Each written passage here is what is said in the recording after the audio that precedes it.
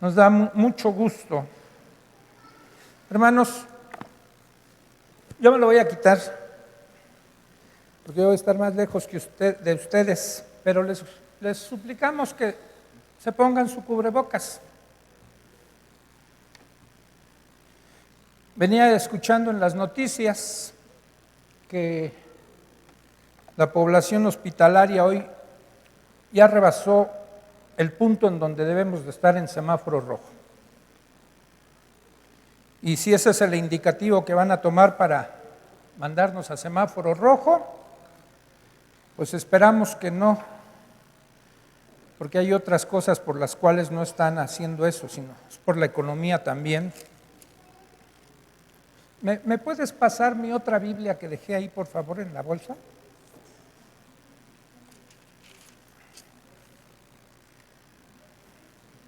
Mándamela con Abby o con Shuli. Abran sus Biblias, mis amados hermanos, en la carta que estamos estudiando del apóstol Juan, la primera carta que él escribió.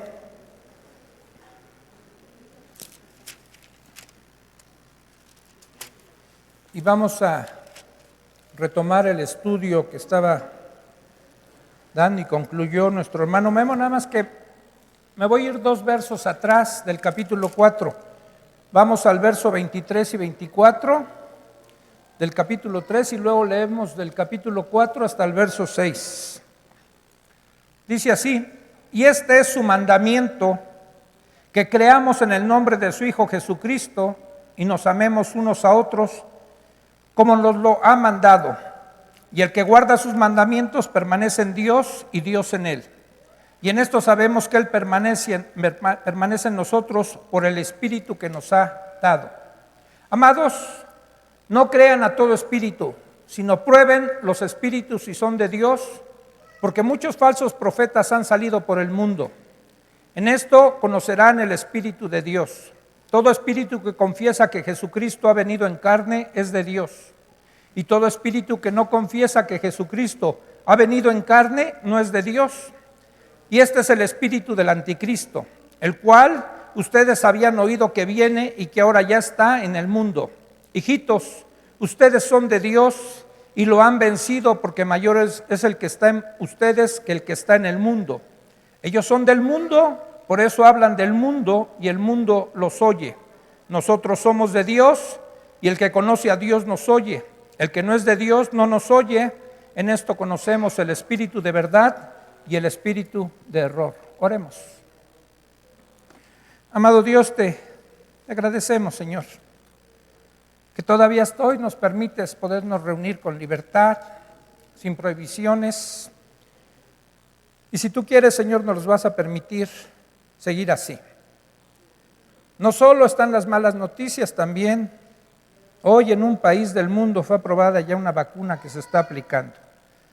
Si esta es la forma en que tú también vas a traer una solución a esta pandemia, hazlo. Si tú lo quieres seguir permitiendo, Señor, finalmente tu voluntad se va a cumplir. Ahora, Dios, concédenos escudriñar tu palabra y enséñanos a través de ella a poder diferenciar entre un hijo tuyo y uno que no lo es, y cómo hemos de caminar en esta tierra. Guíanos por tu Espíritu, Señor, te lo pedimos en el nombre de Cristo Jesús.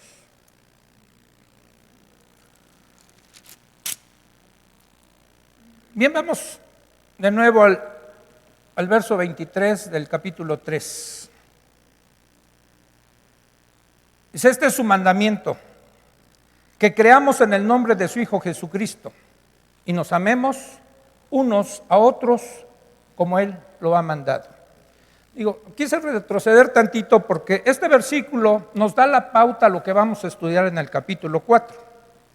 Si ustedes ven, habla de 2 cosas como un mandato de parte de Dios. Primero es que creamos en su Hijo Jesucristo. Y como consecuencia de haber creído en su Hijo, ahora vamos a manifestar esa fe en Él, amándonos unos a otros. Porque en el capítulo 4 vamos a ver que del versículo 1 al 6 nos va a hablar de esta primera parte del versículo 23 del capítulo 3, de creer en el Hijo de Dios. Y del versículo 7 hasta el 12 nos va a hablar del amor que debemos tenernos unos a otros, y el resto del capítulo nos va a hablar también de amor, de lo que es Dios como esencia en su amor. Y es un mandato de parte de Dios, que creamos en el nombre de su Hijo Jesucristo. Y después dice el verso 24, y el que guarda sus mandamientos permanece en Dios y Dios en él. Y en esto sabemos que Él permanece en nosotros por el Espíritu que Dios nos ha dado. ¿Cómo es que podemos? Bueno, déjenme aclarar, yo quiero aclarar, como siempre lo hago, es que yo quiero centrarme en lo que estamos haciendo hoy. Es un estudio. No quiero irme como predicador. No quiero estar hablando y hablando. Es más, si ustedes no hacen preguntas, yo se las voy a hacer a ustedes. Yo les voy a preguntar. Interrúmpanme, opinen, no se queden con dudas. Si no se las resolvemos, se las agrandamos, las dudas. ¿Sí? Pero por favor pregunten, participen. Esta es la oportunidad en esta clase de reuniones donde tenemos oportunidad de interrelacionarnos, interpretar o más bien intercambiar opiniones, ¿sí? Incluso puntos doctrinales. A lo mejor alguien no está de acuerdo y nos podemos pelear en buena lid. Sí, de veras, nos podemos pelear en buena lid, Eli. En desacuerdos en buena lid. Entonces, por favor, pregunten. Y les voy a preguntar, ¿cómo sabes tú que estás permaneciendo en Dios? Gaby. Aparte les quiero aclarar algo. Vamos a centrarnos en el libro de Juan, ¿sí? Aunque esta epístola, bueno, en la epístola de Juan, aunque esta epístola ya vimos que se escribió más o menos alrededor del año 85, 90, y fue de los últimos escritos, pero en sí todavía no estaba constituida la Biblia como la tenemos hoy. Vimos ya en la epístola del apóstol Pedro, su segunda epístola, que él habla de otras escrituras, dice, refiriéndose a las cartas de Pablo, dice, como nuestro hermano Pablo, ¿no? Dice, de las otras escrituras, dice que son difíciles algunas de entender, pero no tenían la Biblia como nosotros la tenemos. Ahora, si es un estudio de Juan, sin ignorar todo, por supuesto, vamos a centrarnos en la epístola de Juan, ¿sí? Para tratar de contestar lo que Juan está tratando de transmitir o de hacer entender a sus lectores, porque no todos tenían la oportunidad de tener las cartas que estaban circulando. Acuérdense que no había imprenta, se tenían que hacer rollos, y era un rollo hacer un rollo. Entonces no todo mundo podía tener eso. Por eso es que cuando vemos ahí en Romanos, cuando Pablo dice, ¿cómo viene la fe? Dice, por el oír la palabra de Dios. ¿Sí? ¿Por qué? Porque lo común era que la gente se reuniera en algún lugar.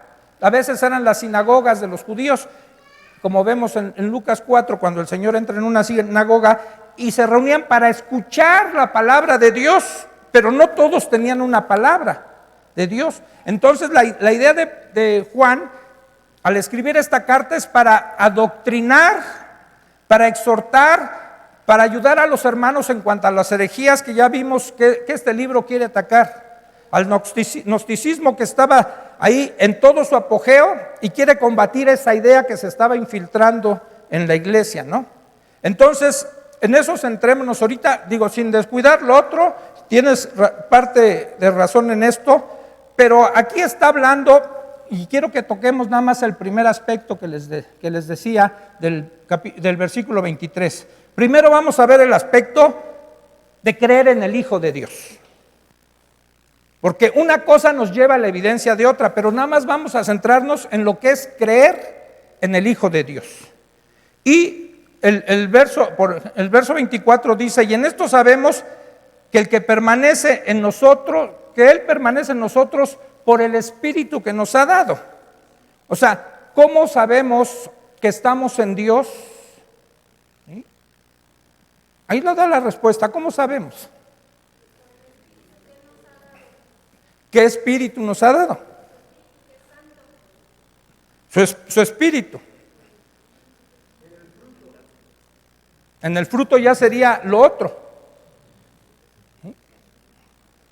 Entonces, el apóstol Juan, aparte de que está dándonos el mandato de Dios, de que creamos en su Hijo, nos dice que una vez que creemos, cuando nosotros creemos en Cristo, nos hacemos hijos de Dios. Y esto, ¿quién nos los va a confirmar? El Espíritu que Dios está poniendo en nosotros. ¿Sí? Dice el libro de Efesios que cuando creemos, Dios nos sella con su Espíritu. Y dice en Romanos, capítulo 8 creo que es, dice que el Espíritu da testimonio a nuestro espíritu de que somos hijos de Dios. ¿Sí? Entonces, hay algo ya dentro de nosotros que nos convence de que ahora pertenecemos a la familia de Dios. Y puede ser que alguien te empiece a atacar, a refutar, y a lo mejor tú no tengas forma de explicarle cómo es eso que ahora eres hijo de Dios. Como aquel ciego que sanó Jesús, ciego de nacimiento, en el capítulo 9 de Juan, ¿verdad? Y aquel no sabía nada de teología, y lo único que les dijo a aquellos que lo atacaron, dijo, miren, yo no sé si ese que me sanó es pecador o no, como ustedes dicen. Yo solo sé que antes no veía y ahora veo. Tengo una evidencia, ¿sí?, de aquel hombre en el que creí, que él me dijo, me dio una indicación, le creí, lo obedecí y hubo resultados. Entonces el Espíritu que Dios nos da, por él podemos tener la certeza de que somos hijos de Dios. ¿Sí? Pero ahora, ¿cómo sabemos que ahora él permanece en nosotros? ¿Cómo vamos a saber si está permaneciendo en nosotros? ¿Por qué?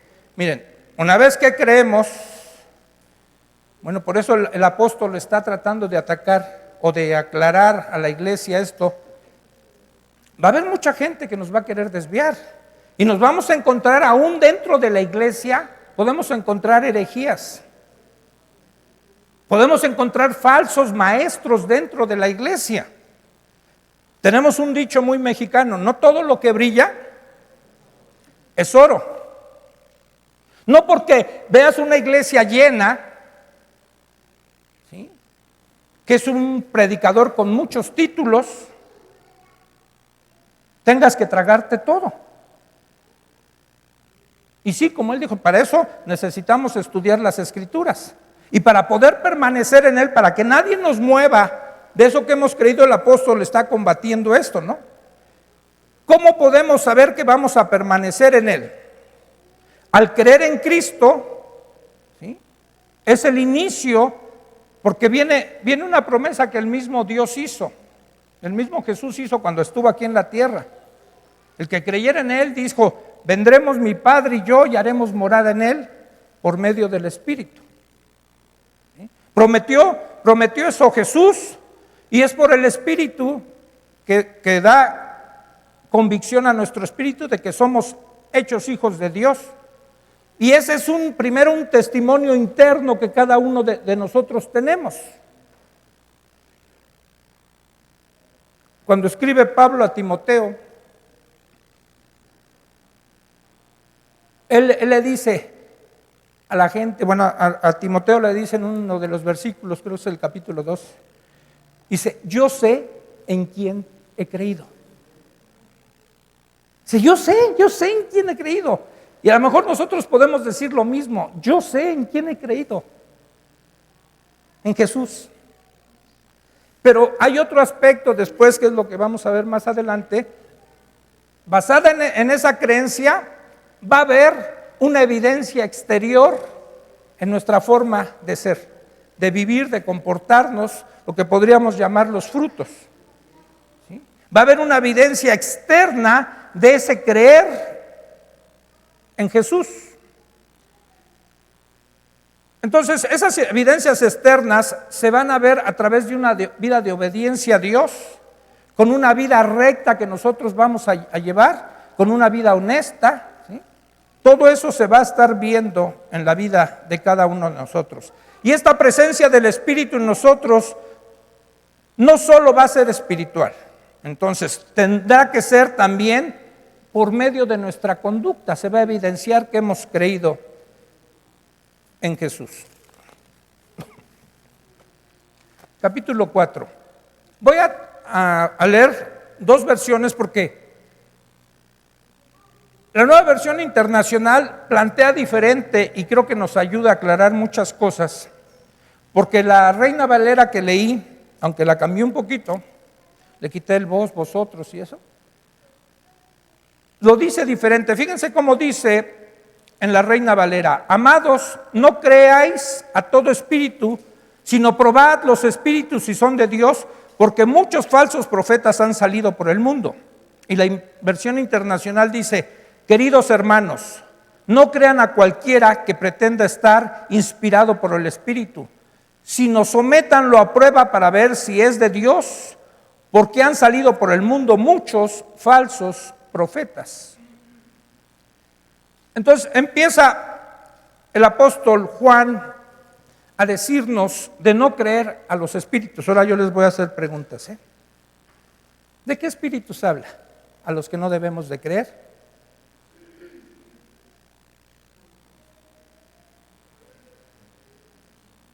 ¿Cuál es? Fuerte. Por acá hay micrófono. Incluso pidan el micrófono para que se grabe. A los espíritus malignos, dice Sandra. ¿Es a los que no debemos de creer? ¿Quién está de acuerdo con Sandra? Que no debemos creer a los espíritus malignos. Liz está moviendo la cabeza, que está diciendo que no. Ok. Los demás. ¿A qué espíritu se refiere el apóstol Juan que no debemos de creer? Es pregunta para todos, hermanos. Yo les dije que si ustedes no hacen preguntas, yo se las voy a hacer.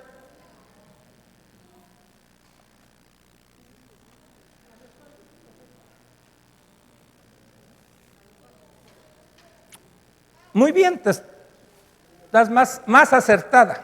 Fíjense, porque está hablando más adelante de los falsos profetas. Para hacer una diferencia,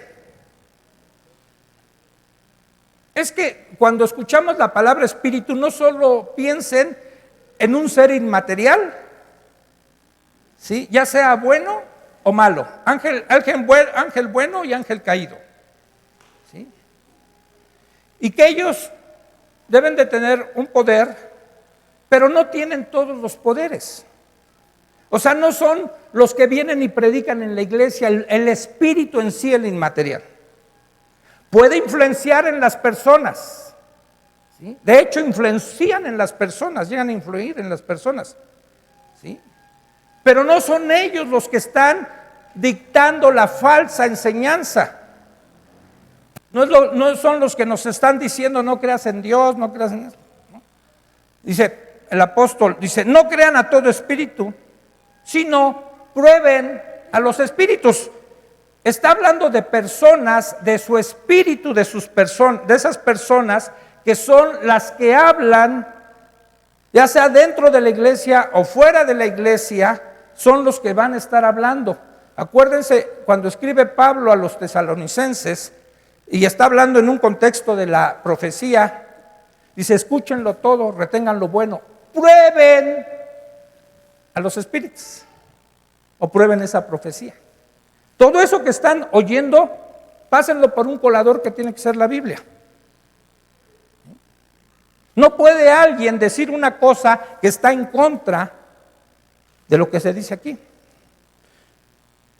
Hace poco escuché, y se los decían varones, alguien creyente y que se vistió en esta época de Halloween con un disfraz, no sé de qué fue, pero de disfraz de Halloween. Y lo subió, no sé si a su Face, porque yo no tengo Face ni veo Face, ni sé qué es Face, yo sé que Face es cara, es todo lo que sé. ¿Sí? Y alguien, un niño de esta congregación, vio eso, y esta persona canta en la alabanza, preguntó a su mamá, oye mamá, entonces sí nos podemos disfrazar en esta época para ir a pedir dulces y dinero, porque mira, fulano, fulana, no quiero dar más datos, se vistió así. Y entonces cuando alguien, ese sí fue Johnny, el director de alabanza, le preguntó, oye, ¿qué onda? Pues es que a mí Dios me lo dijo, Dios me lo mostró. Ese es un espíritu que no está diciendo la verdad, no lo creas, porque en la Escritura Dios no te manda eso. Y Dios no se va a contradecir en algo que diga por medio de una persona creyente, no se va a contradecir contra su palabra. Tiene que concordar con la palabra de Dios. Una vez un muchacho me decía aquí, pastor, ¿le puedo hacer una pregunta? No sé. ¿Se puede uno hacer tatuajes? Algo así me preguntó, ¿usted se haría un tatuaje? Le dije, no. ¿Por qué? Pues porque la Biblia lo prohíbe, nada más.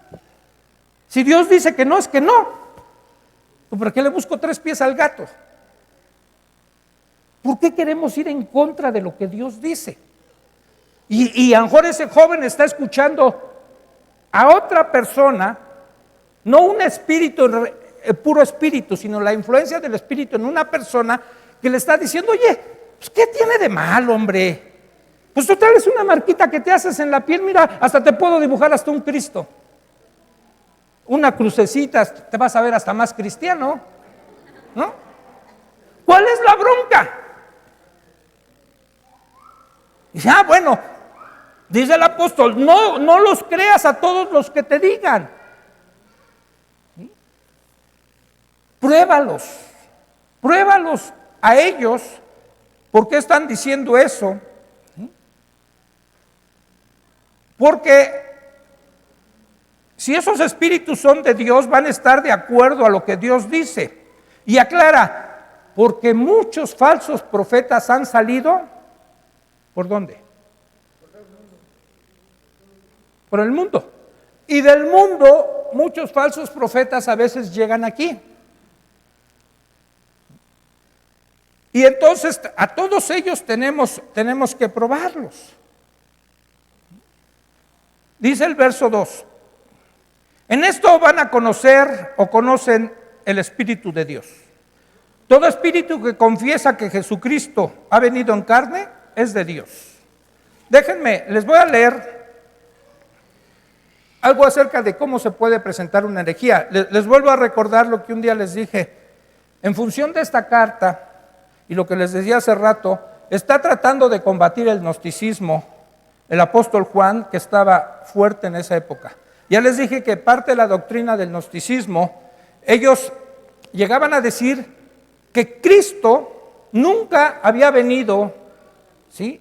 O bueno, el Hijo de Dios, Dios mismo no había venido en un cuerpo humano, que eso de la doctrina de la encarnación no era cierto. ¿Sí? Porque Dios no puede tomar un cuerpo humano que es malo. Y que eso no era cierto. Pero esta doctrina del gnosticismo no inició en esa época. Tomó más auge en el siglo II, ¿sí? Y llega hasta nuestros días. Pero se remonta todavía más atrás y les voy a leer esto, pongan atención. Dice, casi todos los testigos presenciales del ministerio de Jesús habían muerto cuando Juan escribió esta epístola. Algunos de la segunda o tercera generación de cristianos empezaron a tener dudas acerca de lo que se les había enseñado con relación a Cristo. Algunos creyentes de origen griego tenían dificultad para creer que Jesucristo fuera humano y al mismo tiempo divino, porque en el pensamiento platónico esto se va hasta Platón, porque en el pensamiento platónico el espíritu era lo más importante. El cuerpo solo era una prisión del cual uno deseaba escapar. Las herejías se desarrollaron a partir de la mezcla de este pensamiento platónico con el cristianismo. Una enseñanza específica muy difundida, más tarde llamada docetismo. ¿Alguien sabe qué es docetismo? Bueno, viene de la palabra griega que significa aparecer. El docetismo dice que es una herejía cristiana, que Jesús solo apareció o vino a esta tierra en una apariencia. Ahorita lo va a aclarar ahí un poquito más. Y no tenía en realidad un cuerpo humano. Parecía una apariencia como un fantasma, ¿sí? Pero no tenía un cuerpo humano. Que incluso que cuando caminaba no se proyectaba su sombra. Que cuando caminaba no se podían ver sus huellas, se iba caminando en tierra.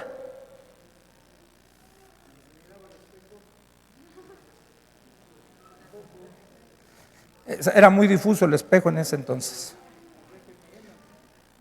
Entonces, eso era lo que decía el docetismo, es una palabra griega que significa aparecer. Sostenía que Jesucristo era un espíritu que solo apareció para tener un cuerpo. En realidad no despedía sombra ni dejaba huellas. Era Dios, pero no era hombre. Otra enseñanza herética relacionada con el gnosticismo, que viene del griego de la palabra conocimiento, afirmaba que todo lo físico era malo, el espíritu era bueno y que solo el intelectualmente iluminado podría disfrutar de los beneficios de la religión.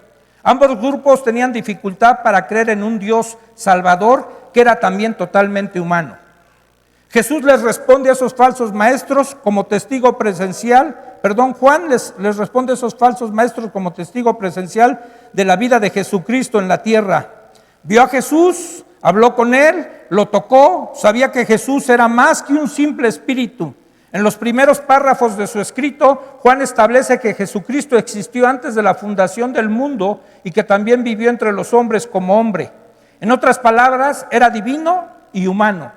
A través de los siglos, muchas herejías han negado que Jesucristo fuera Dios y hombre. En la época de Juan, la gente tenía dificultad para creer que era un hombre. Hoy, muchos tienen dificultad para verlo como Dios. Pero Jesús, en su naturaleza humana y divina, es el aspecto principal del cristianismo. Antes que usted acepte lo que dicen los maestros religiosos acerca de cualquier tema, escuche con cuidado lo que creen acerca de Jesús. Negar su divinidad o su humanidad es considerarlo menos de quién era Él, Cristo, el Hijo de Dios. ¿Sí? Juan en su evangelio, desde el principio, el primer versículo de su evangelio, dice: en el principio era el verbo, era Jesús, y el verbo era Dios. Jesús era Dios, no era uno más o no era algo así, era Dios. ¿Sí? Él era Dios.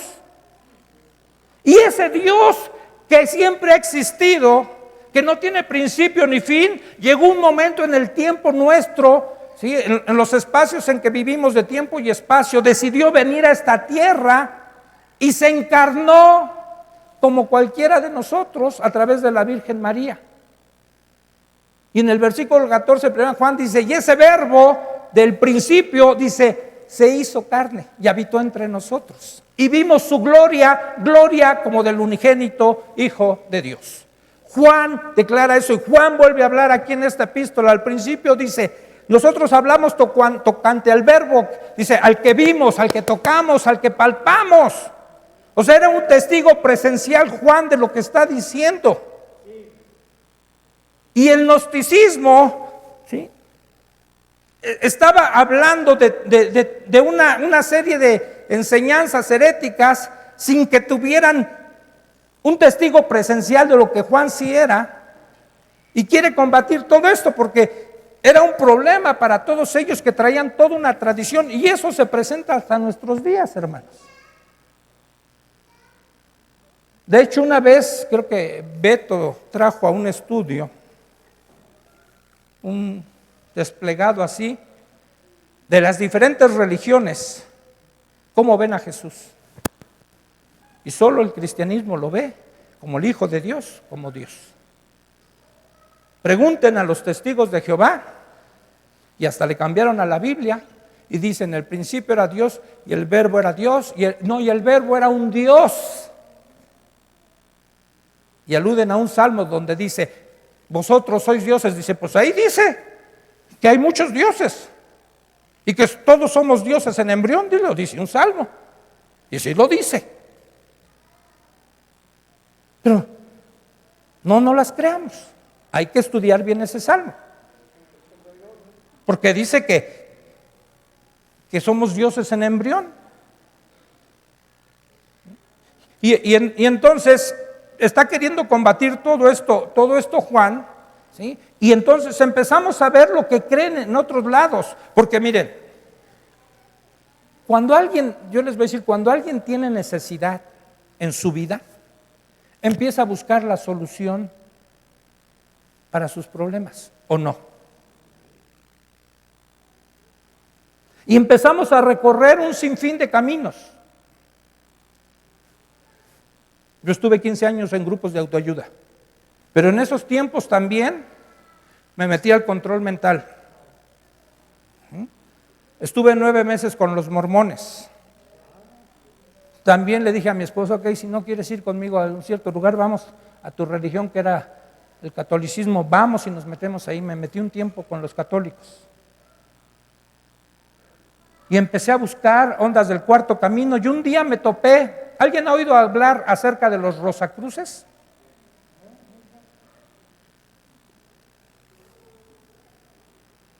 Un día, cuando ya estaba yo leyendo la Biblia, ¿sí?, y Dios estaba hablando a mi vida, todavía no me congregaba yo en ningún lugar. Seguía trabajando en los grupos de autoayuda, pero fue ahí donde yo me convertí. Ya les he dicho, cuando llegué a uno de los pasos de allá, que habla acerca de conocer la voluntad de Dios. Y dije: ¿dónde? Me hice una pregunta: ¿dónde encuentro la voluntad de Dios? ¿Dónde? No hay otro lugar más que la Biblia. Y me puse a devorar mi Biblia que me había regalado mi amigo a los 15 años de edad. Y empecé a leerla y a leerla. Y en ese entonces fui a visitar a un jovencito drogadicto para hablar con él. Y cuando llegué a ese lugar me llevé a otras 2 personas del grupo. El muchachito nunca lo encontramos, pero a la casa de la mamá de este muchacho llegaron 3 personas.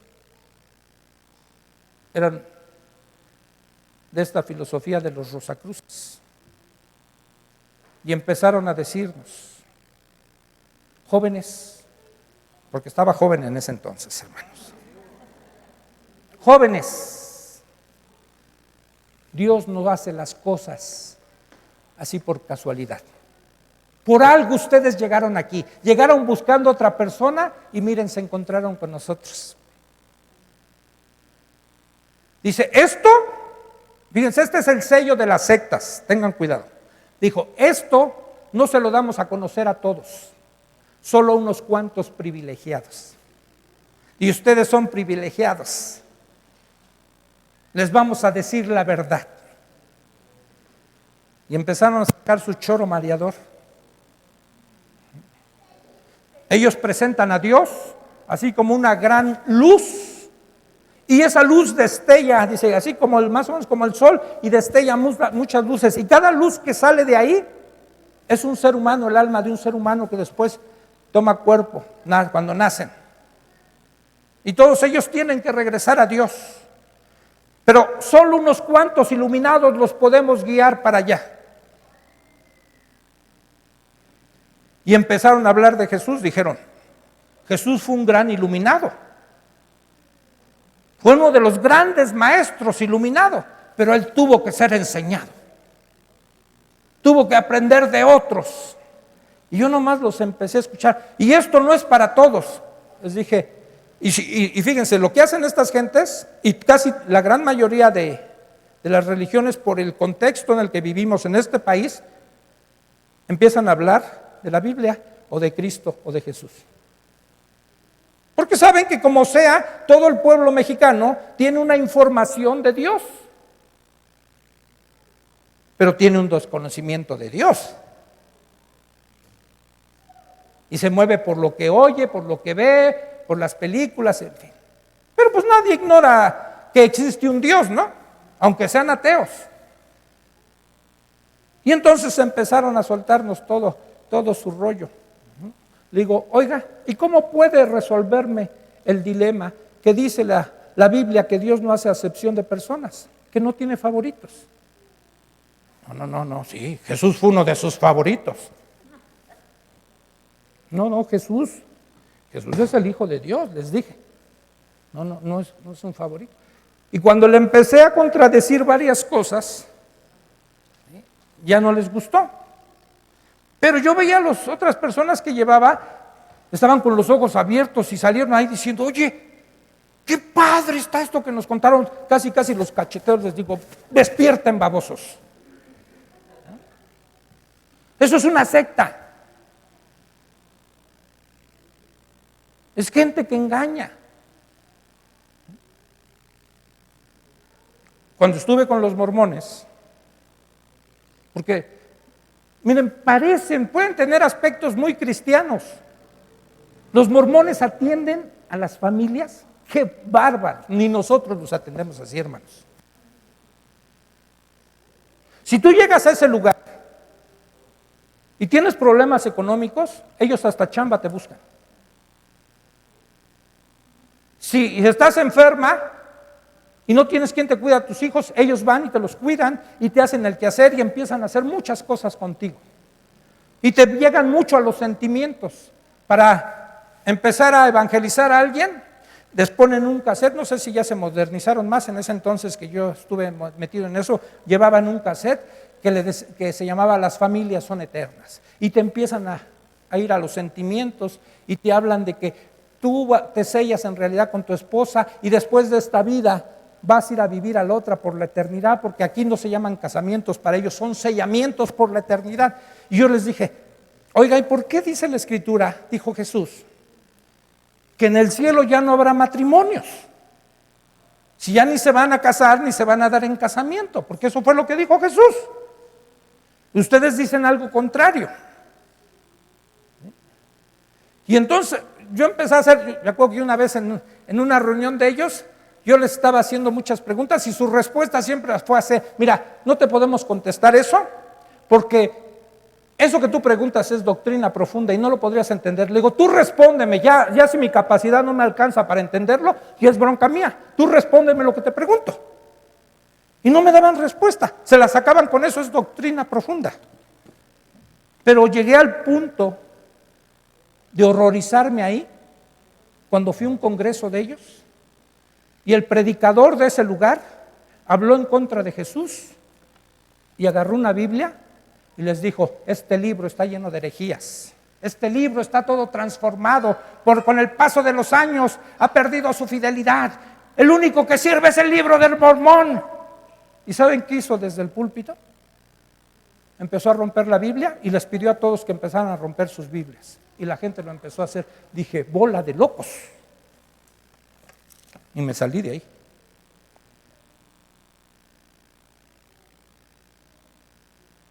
Y hablan de Jesús. Si ustedes hablan con ellos, les van a hablar de Jesús. Como un gancho para enganchar, válgame la redundancia.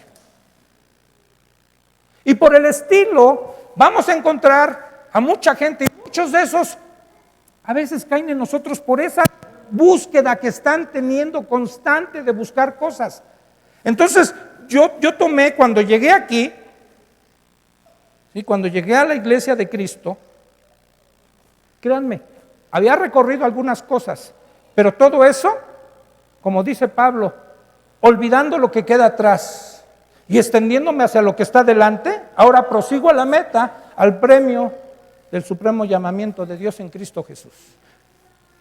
Si alguien está en Cristo, nueva criatura es, las cosas viejas pasaron, todas son hechas nuevas.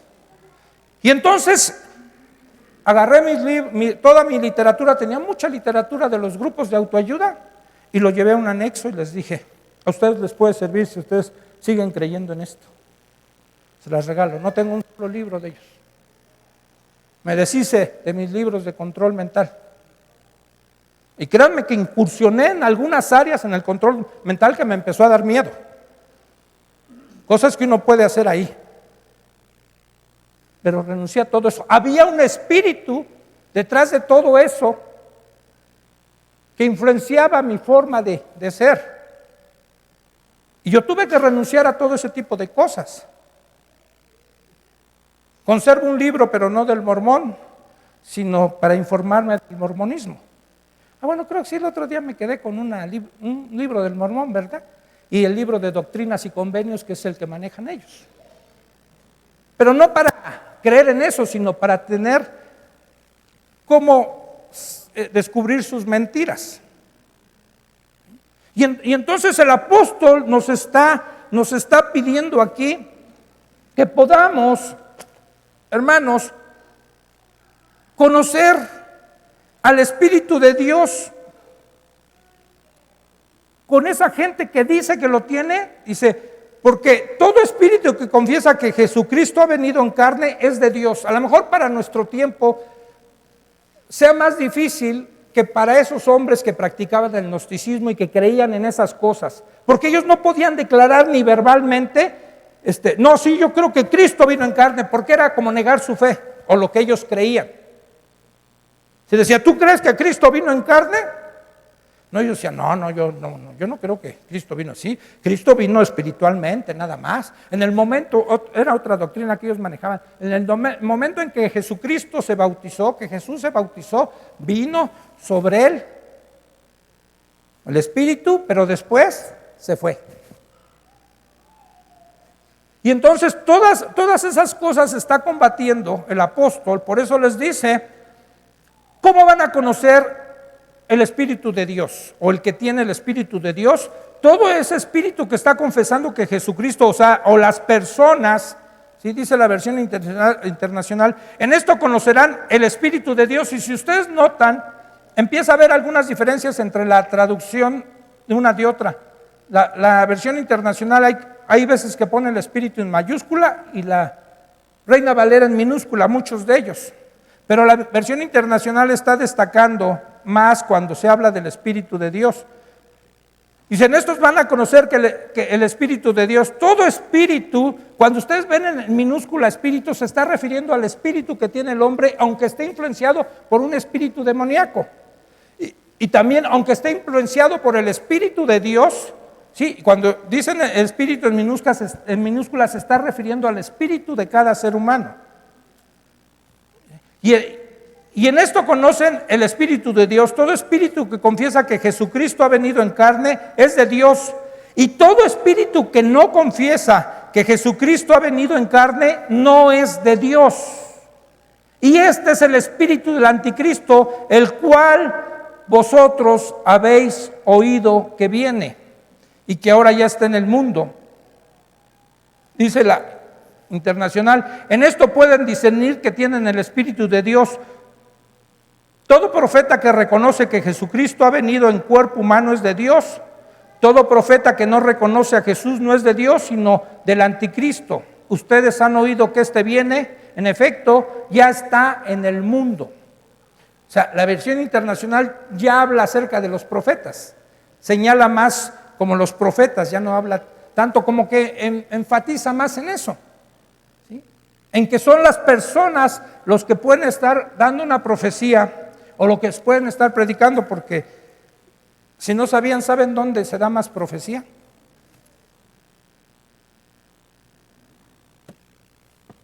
En una predicación. El que predica, a lo mejor ustedes no se han dado cuenta, pero se profetiza mucho.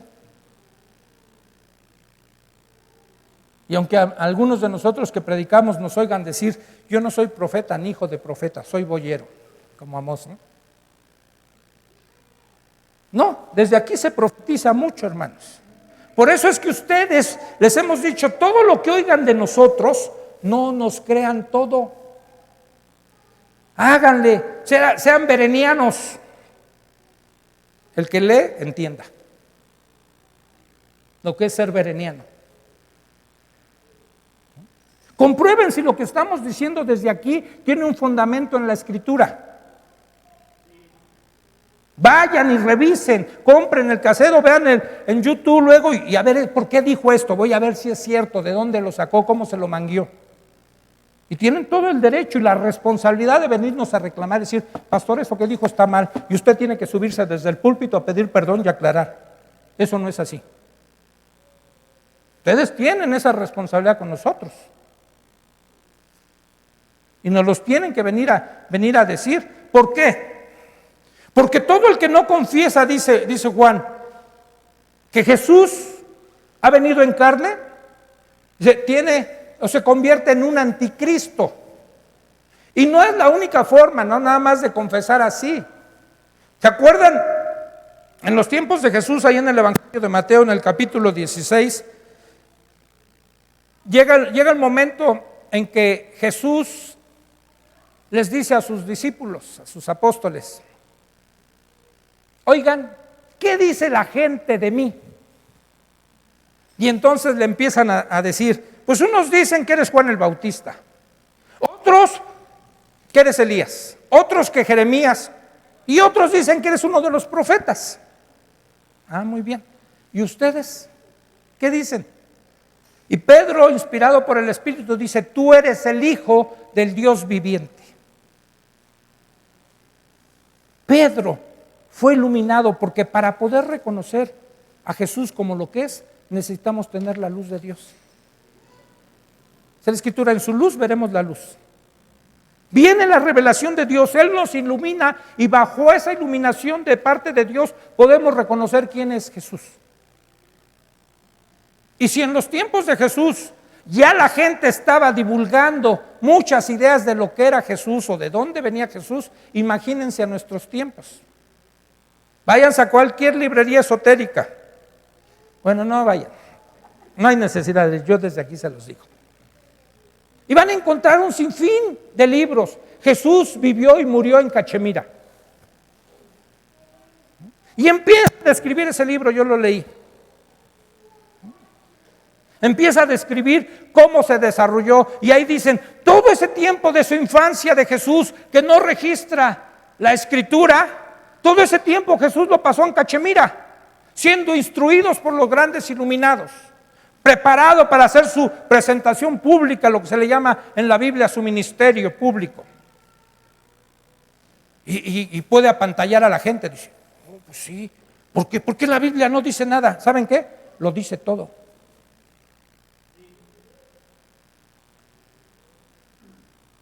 Porque en pocos versículos la Biblia nos dice todo. Primero, a los 12 años dice que Jesús aparentemente se extravió, pero se había quedado en Jerusalén en una de las fiestas en el templo preguntando a los maestros de la ley. Y cuando regresan sus padres y le dicen, lo regañan, dice, pues es que en las cosas de mi padre tengo que estar. Y dice después ahí en Lucas, cuando ya se va Jesús con sus papás, dice, y el niño crecía en conocimiento, tanto como de Dios, como con las cosas de los hombres, y en gracia y en conocimiento. Dice, y se fue con sus padres, dice, y estuvo sujeto a ellos. En esas palabras dice, en dónde se desarrolló Jesús. Y después cuando vamos a los evangelios, ¿sí? Y la gente empieza a ver a Jesús hacer milagros, la gente se sorprende y dice, ¿no es este el hijo de José y María? El que tiene por hermanos a Judas, a fulano, y empieza a citar los nombres de sus hermanos. Dice, ¿cómo es que este tiene tal poder? ¿De dónde? Pues si nosotros lo conocemos, es el hijo del carpintero.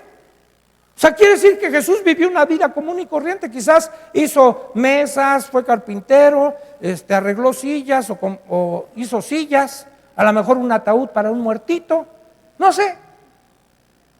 No lo dice textualmente, pero entre líneas dice muchas cosas. Entonces, su propia familia aún no creía en él. Pero no está oculta la vida de Jesús. Pero otros lo inventan. Es que saben que cuando Jesús fue niño, era medio travieso y mataba pajaritos con resorteras. Pero cuando caían muertos iba y les soplaba y resucitaban los pajaritos. ¿Han escuchado esas historias? Bueno, esas empiezan a ser falsas doctrinas. Y quieren desvirtuar lo que es Jesús. Ya sea que le quieran dar, generalmente es un rango menor de lo que Él es. Minimizar quién es Él. Un gran iluminado. ¿No? Él es el creador de todo, de todo.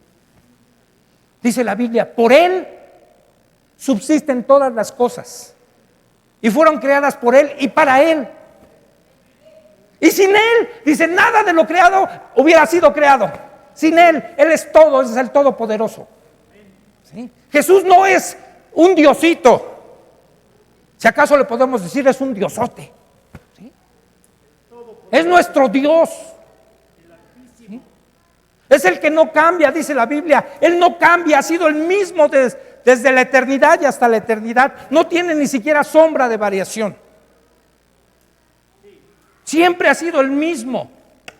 Hubo un tiempo por el plan divino de Dios, creado desde la eternidad o planeado desde la eternidad, desde antes de la fundación del mundo, en que Él tenía que venir a esta tierra, a hacerse hombre.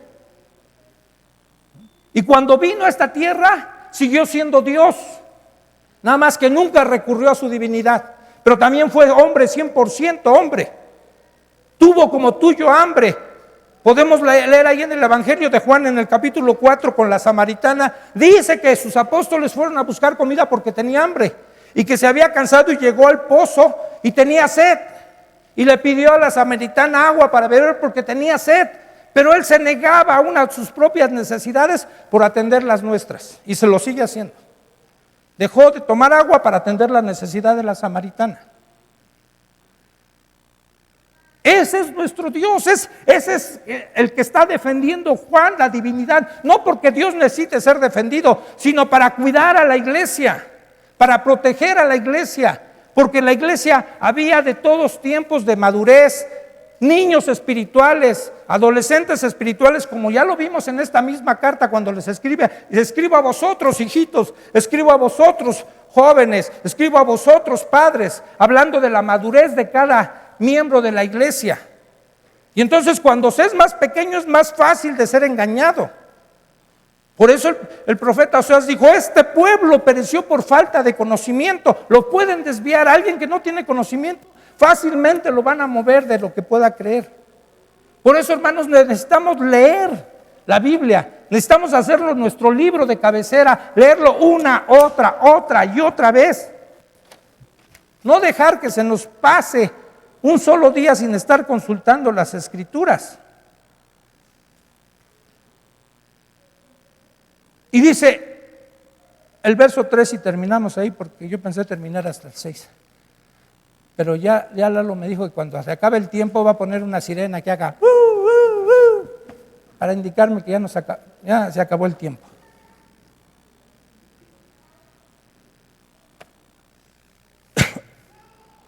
Y todo espíritu que no confiesa que Jesucristo ha venido en carne no es de Dios.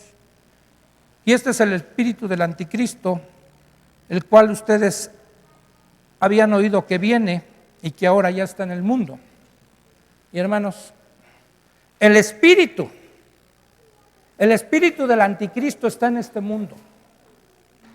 Ojalá que todos los que estemos aquí, espero y que así sea, porque estamos aquí, no tenemos ese espíritu, creemos en Cristo, pero salimos afuera y ese espíritu del anticristo está en toda la gente, en todos, y se va a manifestar de diferentes formas. El otro día estaba viendo un capítulo de una comedia y aparentemente sale un hombre, bueno, no aparentemente, en la escena sale un hombre que está defendiendo a la familia. Y está hablando de la institución que Dios creó, de una mujer con un hombre y una familia bien. Pero lo ponen ahí para ridiculizar eso, para que una periodista ataque eso y le dice, hombre retrógrada, ¿sí? ¿Cómo puede hablar nada más de eso? Que eso es lo único exclusivo, ¿sí? Para vivir en esta sociedad. El amor es lo que debe de importar, ¿no? No importa si sea entre hombre y hombre, entre mujer y mujer. Al rato van a decir entre hombre y perro. Y entonces ese es el espíritu del anticristo. No que digan verbalmente, yo niego que Cristo vino en carne, pero con sus hechos lo demuestran. Con lo que hablan, con lo que están viviendo, cuando se permite el aborto, cuando todas esas cosas que Dios, como Jesús como Dios, no permite. No quiere que nosotros practiquemos eso. Por eso dice, el que guarda mis mandamientos. Ese es el que entonces voy a estar habitando en él, voy a permanecer en él.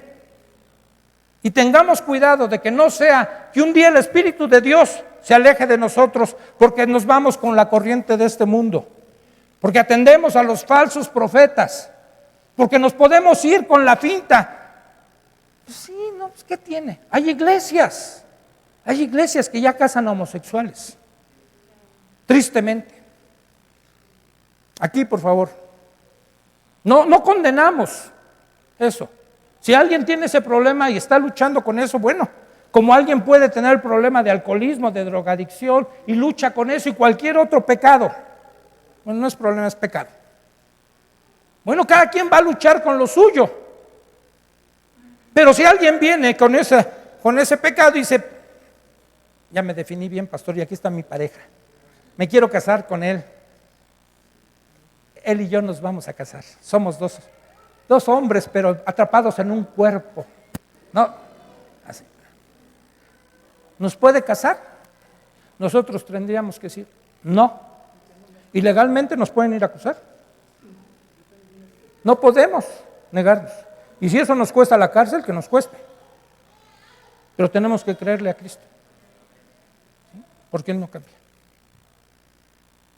Y de una u otra manera, Él va a respaldar todo eso. Porque fíjense,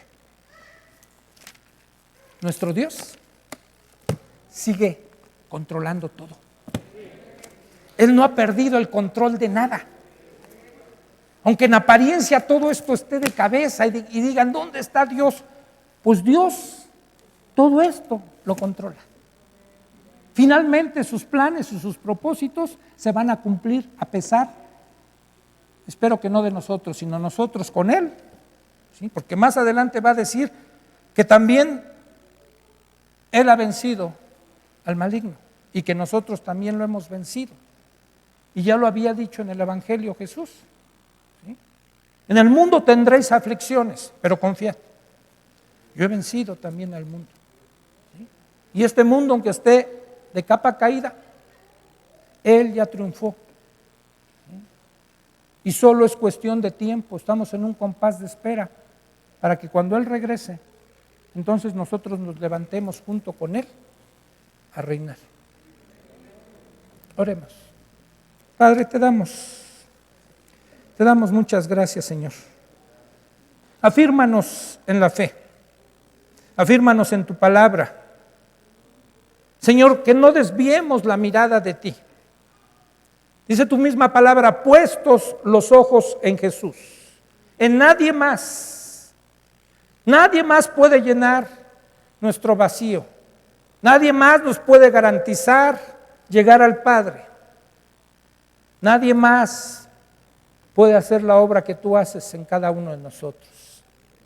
Que esa sea nuestra bandera con la que caminemos en esta vida, sin negar nuestra fe, sin negarte a ti, ¿sí? Defendiendo ardientemente el Evangelio, Señor, para que podamos un día escuchar de tus labios, bien, buen siervo y fiel. En lo poco fuiste fiel, sobre lo mucho te pondré. Entra en el gozo de tu Señor. Así lo anhelamos, Señor, y así lo deseamos. Y como decía hace rato Rubén, y dice tu palabra, ven, Señor Jesús. Amén.